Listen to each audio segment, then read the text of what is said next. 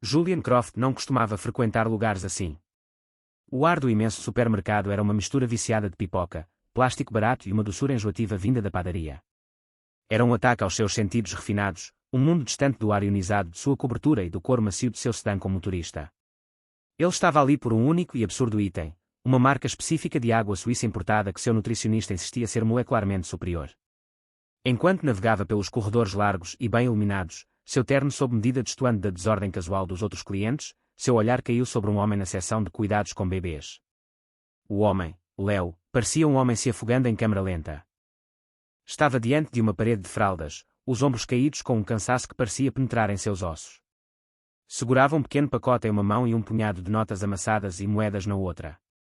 Contava o troco, os lábios se movendo em silêncio, a testa franzida em um cálculo desesperado que era doloroso de testemunhar. Julian observou por um momento, um lampejo frio e analítico passando por ele. Não via uma pessoa, mas um problema, uma vida de más escolhas culminando naquele quadro patético sob o brilho fluorescente do corredor 12. Isso, pensou Julian com um cinismo familiar e distante, era a consequência de uma vida mal administrada. Estava prestes a se virar, a continuar sua busca pela água cara e deixar o homem em sua desesperança silenciosa, mas algo o deteve. Era uma história prestes a se desenrolar, o encontro de dois homens de extremos opostos da existência, cujas vidas iriam colidir por causa de uma simples caixa de fraldas. Uma história que provaria como o maior valor muitas vezes se esconde nos pacotes mais humildes, e como um único ato de caridade, nascido da piedade, poderia florescer em uma parceria capaz de remodelar uma indústria inteira. Leo Vance tinha 32 anos, embora o cansaço gravado ao redor dos olhos o fizesse parecer uma década mais velho. Seu mundo havia encolhido às quatro paredes de um pequeno apartamento de um quarto no lado esquecido da cidade. Era um espaço definido não pelo que tinha, mas pelo que faltava: nenhum móvel caro, nenhum eletrodoméstico moderno, nenhuma arte nas paredes. No entanto, era impecavelmente limpo. As tábuas gastas do chão estavam esfregadas, os poucos livros de segunda mão cuidadosamente empilhados, e o ar, ao contrário do supermercado, cheirava a suave sabonete de bebê e leite morno. Esse pequeno apartamento era sua fortaleza, seu santuário e seu universo inteiro, porque ali estava Lily. Sua filha, com apenas 10 meses de vida, era o sol em torno do qual seu mundo quebrado girava. Sua risada borbulhante era a única música de que ele precisava, sua mãozinha confiante e agarrando seu dedo era a única afirmação que buscava. Ele cuidava dela com uma devoção meticulosa, quase reverente. Esterilizava suas mamadeiras com água fervente no fogão, amassava sua comida à mão e passava horas construindo estruturas elaboradas para ela com caixas de papelão descartadas encontradas atrás do supermercado. Aqueles não eram brinquedos, eram castelos e foguetes, cada um testemunho do amor ilimitado de um pai construído a partir dos restos de uma vida em ruínas. 5 anos atrás, Leo havia sido um homem diferente. Era o Dr. Leo Vance, o prodígio da arquitetura de software, o principal designer de um algoritmo revolucionário de processamento de dados para uma gigante de tecnologia chamada Omnicorp. Ele tinha uma mente brilhante, capaz de enxergar as estruturas elegantes e invisíveis que sustentavam o mundo digital. Seu código não era apenas funcional, era poesia, uma sinfonia de lógica que rodava com uma eficiência de tirar o fôlego. Ele tinha um escritório de esquina, um salário de 6 dígitos e um futuro aparentemente sem limites. Também tinha uma esposa, Helena, cujo sorriso era tão radiante quanto o seu futuro. Mas sua mente, tão afinada com lógica e ordem, também era ferozmente comprometida com um rígido código ético. Quando descobriu que a Omnicorp estava usando seu algoritmo para secretamente coletar e vender os dados pessoais de milhões de usuários a credores predatórios, não hesitou. Reuniu as provas, confrontou seus superiores e, quando tentaram encobrir, ele denunciou. As consequências foram imediatas e catastróficas. O poderoso executivo-chefe da Omnicorp, um homem com conexões em todos os cantos da indústria, não apenas demitiu Leo, ele o apagou. Leo foi processado até a falência, sua reputação profissional sistematicamente destruída por meio de uma campanha difamatória cruel. Foi rotulado como instável, funcionário insatisfeito, fabulador. Foi colocado na lista negra, seu nome um veneno em qualquer candidatura de emprego. A indústria que antes o celebrava agora lhe fechava todas as portas. Então, a tragédia final aconteceu. Helena, enfraquecida por uma gravidez difícil, sucumbiu a uma infecção pós-parto apenas semanas após o nascimento de Lily. Em menos de um ano, Leo havia perdido sua carreira, sua fortuna, sua esposa e seu nome. Tudo o que lhe restava era sua filha, e a integridade inabalável que lhe havia custado tudo. Julian Croft, aos 45 anos, comandava um mundo tão vasto quanto o de Leo era pequeno. Sua empresa, Croft Innovations, era um titã no setor de logística e cadeia de suprimentos, um testemunho de sua determinação implacável e intelecto afiado, implacável. Ele vivia em uma cobertura envidraçada que observava a cidade como um Olimpo moderno, sua decoração minimalista e superfícies frias refletindo o homem que ali residia. Os cômodos eram silenciosos, estéreis, preenchidos por arte de museu que raramente olhava e tecnologia doméstica inteligente que atendia a todas as suas necessidades sem o inconveniente das interações humanas.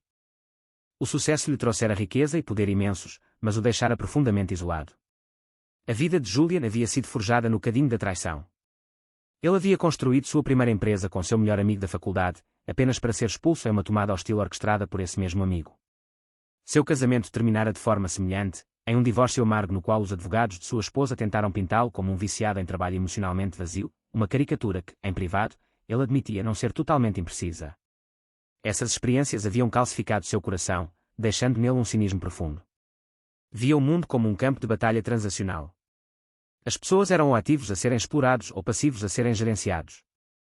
Confiança era a moeda dos tolos, e emoção, uma vulnerabilidade perigosa. Ele era eficiente, brilhante e absolutamente, dolorosamente só, um rei em um castelo silencioso e vazio que ele mesmo construíra. De volta ao supermercado, Leo terminou sua sombria contabilidade. Estava em falta. Faltavam 23 centavos para comprar o menor pacote de fraldas. Uma onda de vergonha gelada o atingiu. Podia devolvê-las, tentar uma marca mais barata que sabia dar alergia em Lily, ou poderia, o quê? Não havia outras opções. Sentiu o peso de seu fracasso pressionando sobre o peito, uma coisa física e sufocante. Era um homem que já havia administrado orçamentos de milhões, e agora não conseguia comprar o bem mais básico para sua filha. Fechou os olhos por um breve instante, uma oração silenciosa ou uma maldição escapando no ar estéril do corredor. Foi então que Julian agiu. Avançou, seus caros sapatos de couro não fazendo som algum no linóleo polido. Não falou com Leo. Simplesmente arrancou a caixa de fraldas da mão dele, pegou outras 10 caixas da prateleira, em um gesto de puro e absoluto poder, varreu todo o restante do estoque para dentro de seu carrinho enorme. Empurrou o carrinho em direção ao caixa, seus movimentos firmes e decisivos, deixando Leo parado no corredor, atónito e confuso. Julian viu a expressão perplexa da caixa registradora enquanto começava a registrar dezenas de caixas de fraldas. Vou levar todas essas, declarou Julian, sua voz calma e autoritária. Ele puxou um cartão de crédito preto, sem marcas. Enquanto a funcionária iniciava o processo trabalhoso de passar cada caixa, Julian virou levemente a cabeça. O homem do corredor 12, disse, sem olhar para a funcionária, mas para algum ponto distante além dela. Dê a ele o que precisar. Coloque neste cartão. Fez um gesto vago com o cartão. Não era um ato de bondade. Era um exercício de resolução de problemas. Uma situação emocional e confusa estava criando um gargalo em seu dia, e ele eliminava com a ferramenta mais eficiente que possuía, dinheiro. Sentiu uma satisfação sombria, a mesma de quando fechava um negócio difícil. Havia resolvido o problema. Leo, atraído pela comoção, aproximou-se do caixa justamente quando a última caixa foi registrada. Viu a montanha de fraldas, o rosto atonito da funcionária e o homem impecavelmente vestido assinando o recibo. Sentiu uma onda quente de humilhação. Aquilo não era caridade, era um espetáculo. O homem não havia se oferecido para ajudar, simplesmente a pagar a sua luta com uma exibição ostensiva de riqueza, tratando-o como um incômodo cenário a ser administrado. Eu não posso aceitar isso, gaguejou Leo, sua voz quase um sussurro. Julian virou-se para ele, os olhos frios e avaliadores. Era a primeira vez que realmente o olhava. Viu as roupas gastas, o cansaço profundo, mas também um lampejo de algo mais nos olhos do homem, um orgulho feroz, desafiador. Era inconveniente. Já está feito, disse Julian, com desdém. Virou-se para a funcionária. Garanta que ele leve. Sem dizer mais uma palavra, pegou sua única garrafa de água suíça, deixou a montanha de fraldas já pagas e saiu da loja, as portas automáticas se fechando atrás dele como um julgamento. Leo ficou ali, em meio a uma fortuna em suprimentos para bebês, sentindo-se menor e mais impotente do que nunca. A caixa registradora, uma mulher de rosto bondoso chamada Maria, empurrou algumas caixas em sua direção. Ele disse para levar o que precisar, querido. Sua voz era suave, mas soava como um golpe. Leo pegou 2 caixas, apenas o suficiente para durar o mês. Não conseguia se forçar a levar mais. Enquanto caminhava para casa, carregando caixas que pareciam mais pesadas do que deveriam, não estava tomado pela gratidão. Estava cheio de uma raiva ardente, impotente. Julian, de volta ao santuário silencioso de seu carro, viu o encontro se repetir em sua mente. Os olhos daquele homem. Aquele orgulho teimoso, tolo. Era ilógico. Julian havia oferecido uma solução, e o homem reagira com ressentimento. Ineficiente. Mas também, intrigante. No recibo de sua água, percebeu que o programa de fidelidade da loja havia impresso o primeiro nome e inicial do sobrenome do cliente anterior a partir de um cartão escaneado, Leo V. Não era nada, um dado aleatório. Mas a mente de Julian Croft fora moldada para analisar dados. Por capricho, um impulso atípico que não sabia explicar, pegou o celular e enviou uma mensagem para seu chefe de segurança, um homem capaz de encontrar qualquer pessoa e qualquer coisa. Faça uma verificação de antecedentes. Leo V. Estava agora há pouco no Mega Mart da Zona Norte. Encontro. O relatório inicial chegou em menos de 1 hora. Era tão raso e sombrio quanto Julian esperava.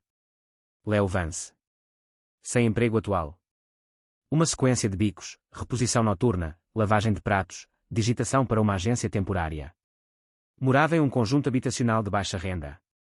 Sem histórico de crédito relevante. Viúvo. Uma filha pequena. Era o perfil típico de um homem à margem, exatamente como Julian havia presumido. Devia estar satisfeito. Sua avaliação inicial estava correta. Mas o arquivo parecia incompleto. O orgulho nos olhos do homem não correspondia aos dados na tela. Investigue mais a fundo, Julian digitou. 5 anos atrás. 10. Quero todo o histórico profissional dele. O segundo relatório chegou na manhã seguinte. Julian estava em seu escritório no 80º andar, a cidade espalhada abaixo dele como uma placa de circuito. Quando abriu o arquivo criptografado, sentiu um choque, uma surpresa genuína que lhe era totalmente estranha. A tela estava repleta de um Leo Vance diferente. Uma foto mostrava um homem mais jovem em um terno elegante, recebendo um prêmio em um palco iluminado. Havia artigos em revistas de tecnologia prestigiadas, patentes registradas em seu nome, links para palestras principais que havia dado em conferências internacionais. Dr. Leo Vance. O arquiteto do sistema Helios, da Omnicorp. Um homem que já fora celebrado como um dos programadores mais brilhantes de sua geração. Julian continuou lendo, o café esfriando ao seu lado. Encontrou as matérias sobre o escândalo do vazamento. Leu os detalhes da violação de privacidade de dados, o subsequente acobertamento corporativo e a postura ética de Leo, que havia destruído sua carreira. Viu a linha do tempo dos processos, o massacre de relações públicas, o processo lento e metódico pelo qual um gigante corporativo esmagara um único homem. Julian recostou-se na cadeira, as luzes da cidade abaixo parecendo embaçar-se. Não tinha visto um homem definido por seus fracassos. Tinha visto um homem definido por sua integridade. Estivera naquela loja e julgara um rei caído, um homem que escolhera princípios em vez de lucro, uma escolha que Julian nunca fora forçado a fazer, e que não tinha certeza se teria conseguido enfrentar. A lembrança de seu ato desdenhoso, seu gesto grandioso e vazio, agora queimava com o ácido da vergonha. Dias depois, a crise chegou. Não com um estrondo, mas com uma sequência silenciosa e aterrorizante de dados corrompidos. A Croft Innovations estava prestes a lançar o Nexus, uma plataforma de logística de última geração que revolucionaria a cadeia de suprimentos global. Era a obra-prima de Julian, a culminação de 5 anos de trabalho e centenas de milhões em investimento. E estava ruindo. Um fantasma na máquina, um bug sutil e maligno, replicava-se nas camadas mais profundas da arquitetura central do sistema. Não travava o sistema, alterava silenciosamente os dados, transformando manifestos de carga em garranchos, apagando registros de inventário e redirecionando remessas fantasma para depósitos inexistentes. Era um câncer, invisível e letal. Os melhores engenheiros de Julian, liderados por seu pragmático e ligeiramente arrogante diretor de tecnologia, Marcos Vance, trabalhavam dia e noite. Eram os melhores do setor, escolhidos a dedo por Julian. E estavam fracassando. O bug era um fantasma.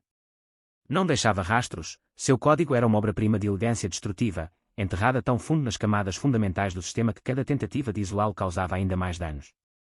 O lançamento estava a uma semana de distância. O fracasso não era uma opção. Significaria perda financeira catastrófica, reputação arruinada e o possível colapso da empresa que Julian passara a vida construindo. Por 3 dias, Julian observou seu império vacilar na beira do abismo. Viu o pânico nos olhos de seus melhores profissionais. Viu Marcos, um homem que nunca admitira derrota, encarando uma tela de código em cascata com uma expressão de pura perplexidade. Todos os recursos de Julian, seu dinheiro, seu poder, eram inúteis diante daquele inimigo invisível. Enfrentava um problema que não podia ser resolvido por meios convencionais. E, nas profundezas de seu desespero, um nome emergiu em sua mente. Leo Vance. O homem que escrevia código como poesia. O arquiteto. A decisão foi agonizante. Pedir ajuda era admitir seu próprio fracasso. Pedir ajuda a esse homem específico era um ato de profunda humildade, que parecia engolir vidro. Teria que ir até aquele apartamento caindo aos pedaços, ficar diante do homem que havia desprezado e implorar por sua ajuda. Mas a alternativa era a ruína. Naquela noite, o sedã preto de Julian deslizou pelas ruas sujas e desconhecidas do lado oeste da cidade. Encontrou o prédio de apartamentos, com a fachada deteriorada, e subiu 3 lances de escada que cheiravam a mofo e desinfetante. Bateu à porta do apartamento 3B. Leo abriu a porta, segurando Lily no colo. Vestia uma camiseta desbotada e uma calça de moletom. Quando viu Julian Croft, seu rosto se endureceu. O orgulho silencioso que Julian havia notado na loja agora era uma muralha de aço frio. O que você quer? A voz de Leo era plana, sem emoção. O discurso cuidadosamente preparado de Julian, uma proposta transacional de honorários de consultoria e acordos de confidencialidade, morreu em seus lábios. Ele olhou para o homem, para o bebê em seus braços, para o apartamento limpo, porém vazio, atrás dele, e pela primeira vez em anos, escolheu a honestidade em vez da estratégia. Preciso da sua ajuda, disse Julian, as palavras soando pesadas e estranhas em sua boca. Minha empresa está em apuros. Temos um problema de software, que ninguém consegue resolver. Li sobre seu trabalho na Omnicorp. Sei quem você é, ele fez uma pausa, respirando fundo. E eu estava errado. Meu comportamento na loja foi arrogante e insultuoso. Peço desculpas. Leo encarou, a expressão indecifrável. Passara anos sonhando com um momento assim, uma chance de vindicação. Mas agora que estava diante dele, sentia apenas um cansaço profundo e ressonante. Olhou para Lily, que estendia uma mãozinha curiosa em direção ao estranho. Não faço mais esse trabalho, disse em voz baixa. Sei o que fizeram com você, insistiu Julian, a sua própria desesperança superando o orgulho. Esta é a chance de mostrar a eles. De mostrar a todos. Diga seu preço. Qualquer um. Leo ficou em silêncio por muito tempo. Não pensava no dinheiro, nem na vingança. Pensava nas fraldas. No sorriso de Lily. Tinha um dever com ela, um dever que superava seu orgulho ferido. Podia resolver o problema daquele homem e, com o dinheiro, construir uma vida pequena e estável para sua filha. Era um cálculo simples, pragmático. Tenho uma condição, disse Leo finalmente. Ela vem comigo. Não tenho babá. A visão de Leo Vance entrando na seda envidraçada da Croft Innovations era um estudo de contrastes. Carregava uma simples bolsa de fraldas em um ombro e segurava Lily, que olhava em volta com olhos arregalados e curiosos. Foi conduzido até a principal sala de conferências, a sala de guerra, onde as maiores mentes da empresa estavam reunidas. O ar era denso de tensão e cheiro de café requentado. Marcos Vance, o diretor de tecnologia, olhou Leo de cima a baixo com ceticismo mal disfarçado. Esse é ele. Esse é o cara que vai nos salvar. Murmurou para Julian, alto bastante para Leo ouvir. Leo o ignorou. Colocou Lily em um cercadinho portátil que havia trazido, montando-o em um canto da sala com alguns de seus brinquedos favoritos. Depois, voltou-se para o imenso quadro digital exibindo fluxos de código corrompido. Não tocou em um teclado. Apenas ficou parado, observando, os olhos percorrendo os símbolos em cascata. Os outros engenheiros discutiam em jargões, propondo remendos complexos e ataques de força bruta. Leo permanecia em silêncio. Pediu impressões da arquitetura central, centenas de páginas de esquemas e código-fonte. Sentou-se na outra ponta da mesa, longe da energia frenética do grupo, e começou a ler. Por horas, não fez nada além de ler. Lia o código não como instruções para uma máquina, mas como uma linguagem. Buscava sua gramática, sua sintase, sua alma. Percebia o design elegante, mas também intuía uma falha em sua filosofia.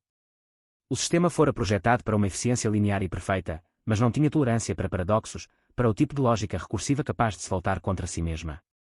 Não é um bug, disse Leo de repente, sua voz cortando o murmúrio tenso da sala. Todos se viraram para ele. É uma função. Um trecho de código perfeitamente projetado fazendo exatamente o que deveria fazer, apenas em um contexto que os criadores nunca previram. Marcos zombou. Isso é ridículo. Está destruindo nossos dados. Não está destruindo, corrigiu Leo, a voz calma e firme. Está otimizando. Para zero. Caminhou até o quadro e, com uma caneta, desenhou um loop simples e elegante. Explicou como uma subrotina menor, esquecida, projetada para eliminar dados redundantes, estava interagindo com o algoritmo preditivo do sistema. Ela havia identificado um padrão e, em sua busca pela eficiência máxima, concluíra logicamente que o estado mais otimizado para todos os dados futuros era a inexistência. Estava tentando alcançar um estado de ordem perfeita e silenciosa. Um fantasma digital, nascido de uma genialidade falha. Ele havia encontrado. Não superando a máquina, mas empatizando com ela. Em menos de 20 minutos, escreveu um pequeno patch de 3 linhas. Não era um martelo, era um sussurro. Um comando simples que ensinava à subrotina o conceito de redundância aceitável. Digitou, compilou e aplicou. A sala prendeu a respiração. Na tela principal de diagnóstico, os alertas vermelhos de corrupção de dados piscaram, um a um, foram ficando verdes. O sistema estabilizou. O fantasma se foi. Um silêncio atonito tomou conta da sala, quebrado apenas pelo balbucio suave de Lily em seu cercadinho. Marcos Vance encarou a tela, depois Léo, o rosto estampado de descrença e respeito nascente. Os autoproclamados especialistas haviam tentado combater um monstro, mas Léo apenas acalmara um espírito inquieto. Na manhã seguinte, Julian Croft convocou uma reunião de emergência com todos os funcionários. A empresa inteira se reuniu no vasto átrio banhado de sol. Julian ficou em uma plataforma elevada, mas não estava sozinho. Pedira que Léo estivesse ao seu lado. Ontem, começou Julian, sua voz ressoante pelo espaço silencioso, esta empresa esteve à beira do colapso. Nossa maior conquista, o Nexus, foi ameaçada por um problema que nossos melhores e mais brilhantes não conseguiram resolver. Ele fez uma pausa, deixando o peso de suas palavras assentar. O homem que o salvou está aqui ao meu lado. O nome dele é Léo Vance. Então, Julian fez algo que ninguém esperava. Não apenas agradeceu a Léo. Contou toda a história. Contou sobre a brilhante carreira de Léo na Omnicorp, sua reputação como mestre arquiteto. Contou sobre a postura ética que ele havia assumido, o alerta que dera para proteger a privacidade de milhões. Contou como a indústria lhe virara as costas, como perdera tudo por fazer o que era certo. Conheci Léo por acaso na semana passada, continuou Julian, sua voz carregada de uma emoção que ninguém jamais ouvira dele antes. E o julguei. Vi suas circunstâncias e o descartei. Fui arrogante, e estava profundamente errado. A integridade desse homem é tão brilhante quanto seu código. Ele salvou esta empresa não apenas com sua habilidade, mas nos lembrando de que o verdadeiro valor nem sempre está em um escritório de esquina ou em um currículo. Às vezes, está na integridade silenciosa, na coragem de defender o que é certo, não importa o custo. Ele se virou para Léo. Obrigado. Você não apenas salvou nossa empresa, você lhe deu um novo padrão a seguir. Em seu escritório particular, após a reunião, Julian fez sua oferta. O cargo de CTO é seu, Léo. Marcos já apresentou sua carta de demissão, embora eu a tenha recusado. Quero vocês dois. Diga seu salário. Um bônus de assinatura de 7 dígitos. Ações. O que quiser. Léo olhou pela imensa janela para a cidade abaixo. Viu as torres reluzentes, símbolos de um mundo que o mastigara e cuspira. Pensou na oferta, na chance de recuperar tudo que havia perdido. Então olhou para uma foto de Lily em seu celular. Balançou a cabeça lentamente. Agradeço a oferta, Julian. Mais do que imagina, disse, a voz suave mas firme. Mas não posso voltar para esse mundo. Passei anos construindo sistemas para corporações. Agora quero construir algo diferente. Virou-se para Julian. Tenho uma ideia. Uma fundação. Financiada por uma pequena porcentagem dos lucros do Nexus. Construiríamos centros de aprendizado em bairros carentes, como o meu. Ensinaríamos crianças a programar, mas mais do que isso, ensinaríamos design ético. Ensinaríamos a criar tecnologia que sirva às comunidades, não apenas às corporações. Encontraríamos a próxima geração de mentes brilhantes que, de outra forma, nunca teriam uma chance. Chamou-a de Fundação Nexus. Julian o encarou, um sorriso lento se espalhando pelo rosto. Era um sorriso genuíno, que chegava aos olhos pela primeira vez em anos. Aquilo era melhor. Aquilo tinha mais significado do que qualquer preço de ações ou participação de mercado. Léo não estava apenas oferecendo ser um funcionário, estava oferecendo um novo propósito. Uma redenção. Eu aceito, disse Julian, estendendo a mão. Vamos construir juntos. Parceiros. Os 2 anos seguintes foram um turbilhão de criação. A Fundação Nexus tornou-se realidade, com Léo como diretor e Julian como presidente. O primeiro centro abriu em um armazém reformado no próprio bairro de Léo, um espaço vibrante, cheio de computadores modernos e paredes cobertas de quadros brancos. Léo estava em seu elemento, não como gestor, mas como professor, como mentor. Tinha uma habilidade quase sobrenatural de se conectar com as crianças, de enxergar a centelha de genialidade em um adolescente tímido ou a mente lógica em uma criança barulhenta. Não estava apenas ensinando a programar, estava ensinando a pensar, a resolver problemas e a acreditar no próprio valor. Julian, por sua vez, era um homem transformado. Lançou-se à fundação com a mesma energia implacável que antes reservava para os negócios. Mas esse trabalho preenchia o vazio dentro dele e encontrava mais satisfação ao ver um estudante bolsista entrar em uma universidade de ponta do que jamais tivera ao fechar um negócio bilionário. Visitava os centros com frequência, não como benfeitor rico, mas apenas como Julian. Ouvia as apresentações dos projetos das crianças, dava conselhos e, às vezes, simplesmente se sentava no canto e assistia Leo ensinar, maravilhado com a genialidade silenciosa do homem que quase deixara passar despercebido em um supermercado. Marcos Vance, o outrora cético CTO, tornou-se um dos voluntários mais dedicados da fundação, ensinando aulas avançadas de programação todos os sábados. Ele e Leo haviam formado uma amizade improvável, construída sobre um profundo respeito mútuo pelos talentos um do outro.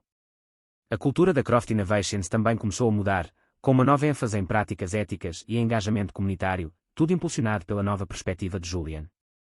Numa tarde fresca de outono, 2 anos após o primeiro encontro deles, Julian e Leo estavam no terraço de seu segundo centro recém-inaugurado, uma instalação reluzente com vista para um parque. Lily, agora uma falante criança pequena, corria em círculos ao redor deles, sua risada ecoando no ar límpido. Olhe para tudo isso, disse Julian, gesticulando para a comunidade vibrante abaixo.